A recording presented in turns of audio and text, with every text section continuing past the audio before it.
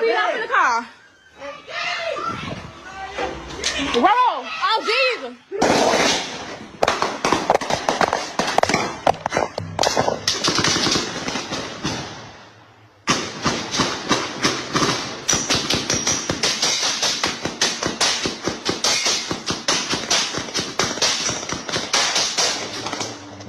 WBRC 6 News at 10 starts right now. We have an update tonight on a story that horrified the community this week. Birmingham police have arrested 3 people as they investigate the shooting that killed a 21-year-old mother. Your reporter James Giles covered the press conference about that shooting at the Monarch Ridge Apartments. He's live and on your side with the latest tonight. James. Yeah, Steve, Brittany, I asked police what started the fight and shooting that killed Asia Poole, and they did not answer. But they did make it clear that these arrests may not be the last. We're traveling to Birmingham, Alabama, where a conflict that started online exploded into one of the most documented mass shootings in recent memory, all because 2 young women couldn't walk away from a fight over a man. On a warm evening at the Monarch Ridge Apartments, over 160 rounds of ammunition tore through the air in just a few minutes. Multiple Facebook live streams captured every terrifying second as residents dove for cover. This massacre started with a heartbroken 21-year-old mother named Asia Poole, who had buried the father of her child just 7 days earlier. Asia should have been home, mourning with her 4-year-old daughter. Instead, she was lying dead in a parking lot, shot in the back while fleeing the very confrontation she had sought out. Her opponent, 19-year-old Jania Hendricks, would soon be facing murder charges alongside multiple family members. All of this carnage over a man whose name we still don't even know. Multiple people live-streamed the violence as it happened, creating a real-time record tragedy that investigators would later use to piece together exactly what went wrong. Before we continue, I want to hear from you. Drop a comment and let me know what state you're watching from. Have you seen how social media conflicts can escalate in your own community? Your engagement helps us reach more people with these important stories. Welcome back to True Crime Station, where we examine the darkest corners of human nature and the tragic consequences that follow. Thank you for joining our community of truth seekers. If you haven't already, please hit that subscribe button and ring the notification bell. Asia was still reeling from devastating loss. Just 1 week before the shooting, her boyfriend, the father of her 4-year-old child, had died. Asia was drowning in fresh grief, dealing with impossible tasks explaining to a toddler why daddy wasn't coming home anymore. Grief doesn't follow rules. It can make you angry, desperate, and willing to fight battles you would normally walk away from. For Asia Poole, that grief was about to collide with a conflict that should have been beneath her notice. On the other side was Jania Hendricks, just 19 years old, and apparently involved with a man who had also caught Asia's attention. The identity of this man has largely been kept out of public records, but his mere existence was enough to ignite a feud between 2 young women. The Monarch Ridge Apartments sits in Birmingham, Alabama, a city with a crime rate significantly higher than the national average. The apartment complex itself had a history of violent incidents. Despite having surveillance cameras installed throughout the property, these cameras weren't connected to Birmingham's real-time crime center. When violence erupted, law enforcement couldn't monitor the situation as it developed. The cameras do work and their footage is available, so we were able to access that to help further our investigation, but there again, they were supposed to be feeding into our real-time crime center. And again, Chief Thurman says they're still investigating and could arrest additional people. Now, if you do have information, come forward. You can even do it anonymously if you call Crime Stoppers. In the days leading up to the shooting, tensions were building online. Social media had become a battlefield where Asia and Jania traded insults and threats over their shared connection to this unnamed man. What started as private messages escalated to public posts, drawing friends and family members into the conflict. Social media transforms personal disputes into public spectacles. Every insult was public, every threat was documented, and every escalation was witnessed by dozens of people who could comment, share, or encourage more drama. Asia Poole was dealing with the death of her child's father while simultaneously engaging in an online war over another man. The emotional chaos she must have been experiencing, grief, anger, jealousy, and the pressure performing for social media audiences, was building toward explosion. Jania Hendricks was caught up in adult drama, with family members who would soon be drawn into the violence, including her brother Justin. Taylor McLeod, another key player, was also in Jania's orbit and would soon be implicated in the shooting. The stage was set for disaster. Two young women, both connected to the same man, both using social media to escalate their conflict, both surrounded by people more interested in winning than walking away. After days of social media warfare, Asia Poole made a decision that would cost her everything. She decided to confront Jania Hendricks face-to-face. On the evening of the shooting, Asia arrived at the Monarch Ridge apartments with backup. She brought friends and supporters who'd been following the online drama. This wasn't going to be a private conversation. This was going to be a public showdown. Jania Hendricks was ready for her, having gathered her own support system, including family members who would soon be facing criminal charges. The apartment complex parking lot became an arena, with residents gathering to watch what many expected to be a typical fight. The physical altercation began predictably. Asia and Jania squared off, trading insults that had been brewing online for days. Cell phones came out immediately. Multiple people began live streaming on Facebook, turning the dispute into a public broadcast. Viewers watching from home could see the tension building in real time. The physical fight between Asia and Jania was brief but intense. These were angry young women throwing wild punches while their friends shouted encouragement or tried to separate them. Under normal circumstances, this would have ended with bruises and a viral video. But nothing about this situation was normal. As the fight progressed, more people got involved. Friends jumped in to help their favorites. What started as one-on-one combat became a group brawl. The Facebook live streams captured every moment, creating a permanent record of how quickly peaceful disagreement becomes violent chaos. Then came the moment that changed everything. Someone decided that fists weren't enough. In a community where guns are unfortunately common, someone made a decision to get a weapon. The live streamers kept broadcasting. Viewers watching from home could see people running to cars, could hear shouting about getting guns, could watch as a simple fight transformed into something much more dangerous. Have you ever witnessed something like this in your community? Share your thoughts below about how social media has changed the way conflicts play out in your neighborhood. Within minutes, what had started as two women fighting over a man had become multiple vehicles, multiple weapons, and multiple people about to make decisions that would destroy lives forever. The Facebook live streams continued rolling, creating a real-time documentary of American gun violence. Asia Poole was still at the scene. She could have left after the initial fight. She could have gone home to her 4-year-old daughter, who had already lost her father. Instead, she stayed, caught up in the momentum of conflict and social media documentation. Multiple Facebook live streams captured every terrifying second as a simple fight transformed into a war zone. The shooting began suddenly but lasted for several minutes. Over 160 rounds of ammunition were fired, nearly 3 shots every second. The sound was deafening, echoing off apartment buildings and sending families diving for cover. Multiple shooters opened fire from multiple vehicles. This wasn't a single gunman losing control. This was coordinated violence involving numerous people. The Facebook live streams captured muzzle flashes, gunfire, and the panic of people caught in the middle. Asia Poole was still in the parking lot when the shooting started. According to witness accounts and video evidence, she was trying to get to safety when she was struck.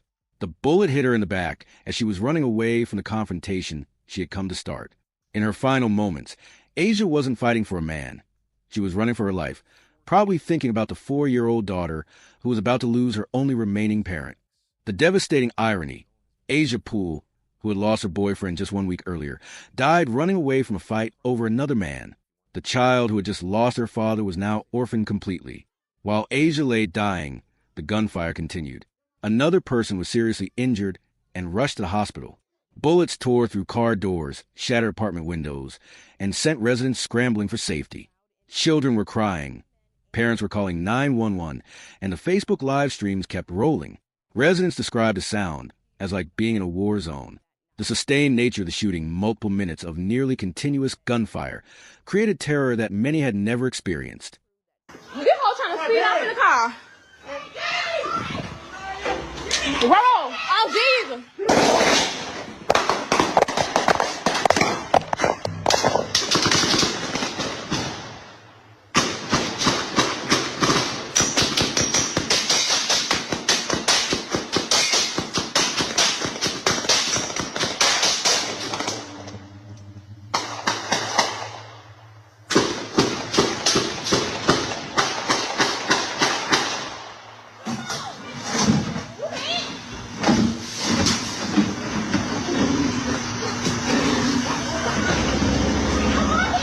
Cars were riddled with bullets.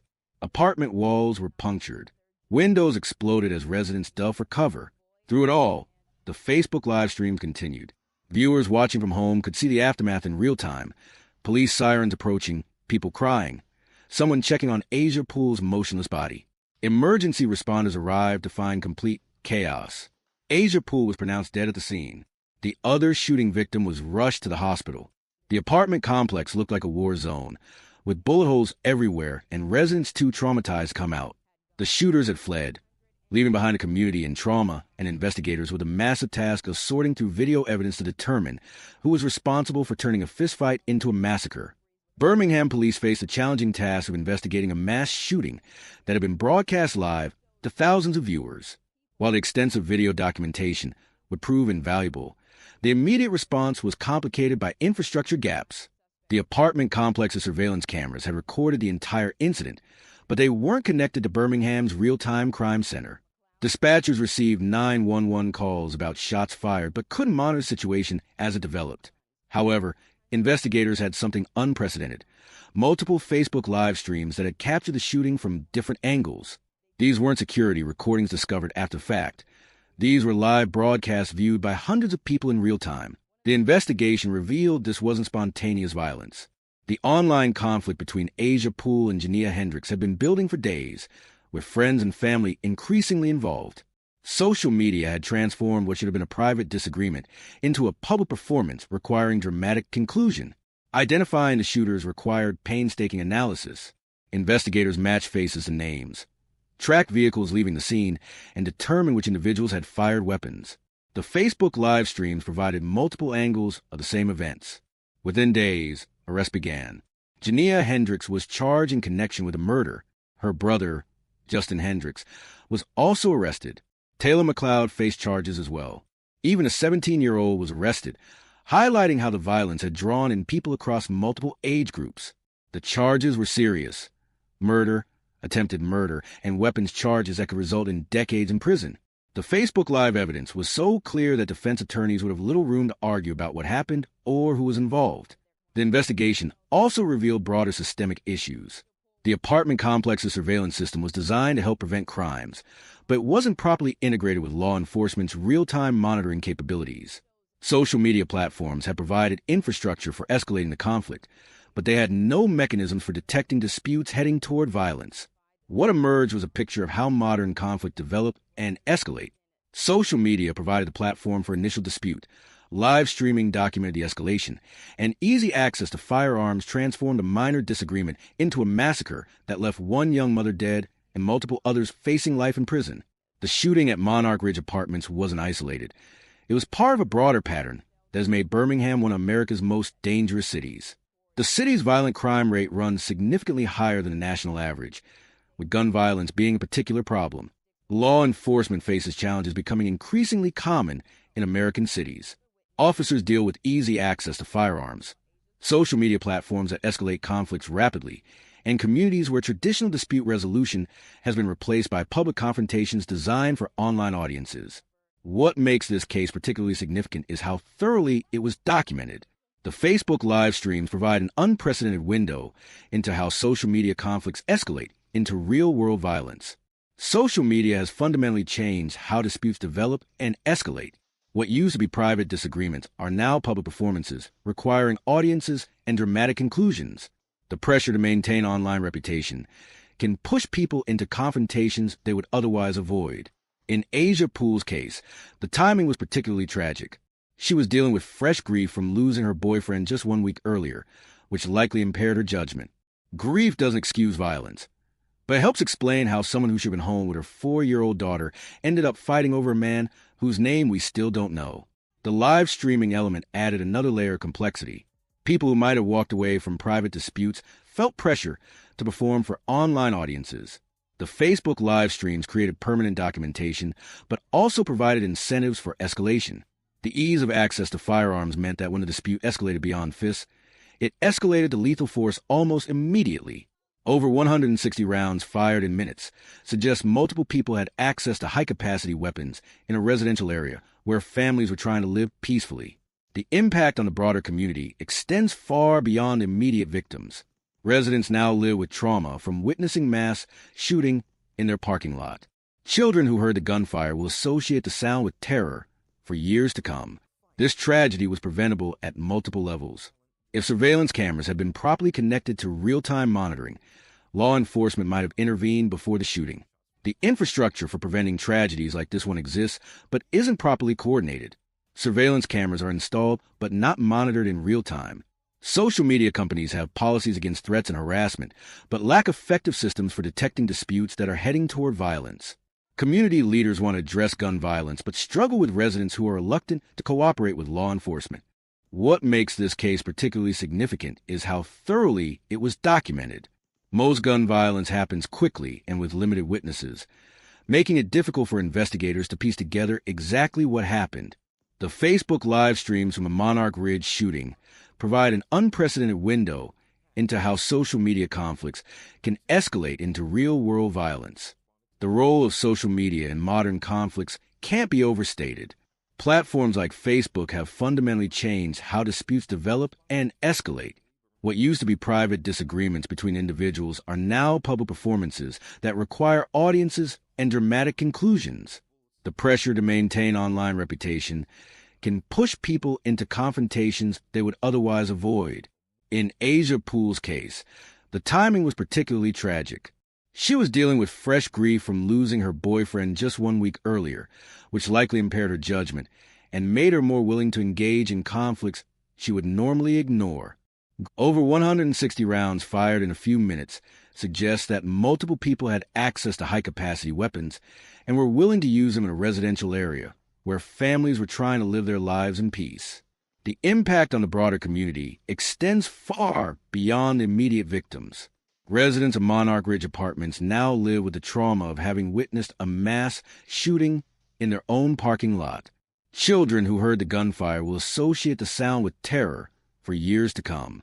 Families who once felt safe in their homes now understand how quickly their neighborhood can become a war zone. They are also facing attempted murder charges for shooting this man, Demarion Rankins, in the leg during the incident where police say 168 shots were fired. I talked with Rankins Thursday, who told me the whole thing started from social media beef about a shared love interest. The room is very small. It's literally so little. Somebody mad about somebody. This ain't theirs. Can't get mad at somebody that's ain't choice. But police would not confirm Rankin's account. Authorities charged 19-year-old Janiyah Hendricks with theft of property, saying she stole Poole's car after fighting the woman just before the shooting. When she was like her car getting took, I'm running out after her car to get her car. After I'm running to the car, they was shooting, so I really can't tell who was shooting back. Police say they pieced together who did what thanks to cameras at the apartment complex and a Facebook live stream of the entire thing. We'll continue to investigate until we can find everyone involved. The investigation revealed that this tragedy was preventable at multiple levels. If the surveillance cameras had been properly connected to real-time monitoring, law enforcement might have been able to intervene before the shooting started. If social media platforms had better systems for detecting escalating conflicts, the online dispute might have been flagged before it moved to physical confrontation. If firearms weren't so easily accessible, the fight might have ended with bruises instead of bodies. But prevention requires coordination between multiple systems: law enforcement, social media companies, community leaders, and residents themselves. It requires people to value life over pride, to choose walking away over winning arguments, and understand that online conflicts can have deadly real-world consequences. The case also highlights the generational divide in how conflicts are handled. Older residents might remember when disputes were settled privately or with the help of community leaders. Younger people have grown up in an era where everything is public, everything is documented, and everything requires an audience. As we reach the end of this tragic story, we're left with questions that extend far beyond the specific details of what happened at Monarch Ridge Apartments. This case forces us to confront uncomfortable truths about how we handle conflict, how we process grief, and how social media has fundamentally changed the stakes of human disagreement. Asia Poole made a series of decisions that cost her everything. She chose to engage in an online conflict when she should have been focused on healing from her boyfriend's death. She chose to meet that conflict in person when she could have blocked, ignored, or walked away. She chose to stay at the scene when guns were drawn instead of running home to her 4-year-old daughter who had already lost one parent. But before we judge Asia too harshly, we need to acknowledge the impossible emotional storm she was navigating. Losing a partner is devastating under any circumstances. Losing the father of your young child creates a special kind of pain that affects every aspect of your thinking. Add the pressure of social media performance, the influence of friends encouraging confrontation, and the toxic combination of grief and anger, and you have a recipe for decisions that no rational person would make under normal circumstances. The real tragedy isn't just that Asia Poole died. It's that her death was completely preventable. At multiple points in this story, different choices could have changed everything. If she had stayed home to grieve with her daughter, if friends had encouraged her to ignore the online drama instead of supporting her desire for confrontation, if the dispute had been handled privately instead of being broadcast for entertainment, if weapons hadn't been introduced to what should have been a minor disagreement. Jania Hendricks, at just 19 years old, is now facing murder charges that could result in decades in prison. Her brother Justin and friend Taylor McLeod are also facing serious charges. A 17-year-old's future has been destroyed by involvement in this violence. Multiple families have been shattered by decisions made in a few minutes of anger. The unnamed man at the center of this conflict probably had no idea that his existence was causing such drama. He was likely go about his life, unaware that 2 women were preparing to fight over him, and that fight would end in death. His mere presence in both women's lives was enough to ignite a conflict that destroyed multiple families. But the lessons from this case extend beyond the individual decisions made by the people involved. This tragedy exposes systemic problems that require systemic solutions. We need better integration between surveillance systems and law enforcement. We need social media platforms to develop better methods for detecting and preventing conflicts that are escalating toward violence. The Facebook live streams that documented this tragedy serve as a permanent reminder of how quickly situations can spiral out of control. They also demonstrate how technology that was designed to connect people and share experiences can be weaponized to escalate conflicts and document violence. For those of us watching this story from a distance, it's easy to say that we would make different choices. But the truth is that we all live in the same social media environment that contributed to this tragedy. We all face the pressure to perform our emotions online, to respond to slights and disagreements publicly, and to maintain our reputation in digital spaces. The challenge is learning to recognize when online conflicts are heading toward real-world consequences and having the wisdom to walk away before irreversible damage is done. It's about choosing our children's future over our pride, choosing peace over winning arguments, and understanding that no social media dispute is worth dying over. Asia Poole's 4-year-old daughter is now growing up without either parent. She lost her father one week and her mother the next, all because adults couldn't find a way to resolve their differences without violence. That little girl is the real victim in this story, and her future will be shaped by decisions that were made before she was old enough to understand what was happening. As we conclude today's episode, I want to hear from you. What do you think could have prevented this tragedy? Have you seen similar conflicts escalating in your own community? How do we balance the benefits of social media connection with the risks of online conflict escalation? Let me know in the comments below. If this story has affected you, please take a moment to subscribe to True Crime Station and ring the notification bell. Your support helps us continue bringing you these important stories that examine not just what happened, but why it happened and what we can learn from it. Remember that behind every true crime story are real people who made real choices with real consequences. Asia Poole wasn't just a victim in a case study. She was a young mother who made fatal mistakes while dealing with grief and anger. Jania Hendricks isn't just a defendant. She's a teenager whose life has been permanently altered by a few minutes of violence. Thank you for joining us today for this difficult but important story. Take care of yourselves, take care of each other, and remember that walking away from conflict isn't weakness. Sometimes it's the strongest thing you can do. Until next time, this is True Crime Station, where we seek truth in the darkness and hope that understanding can prevent future tragedies.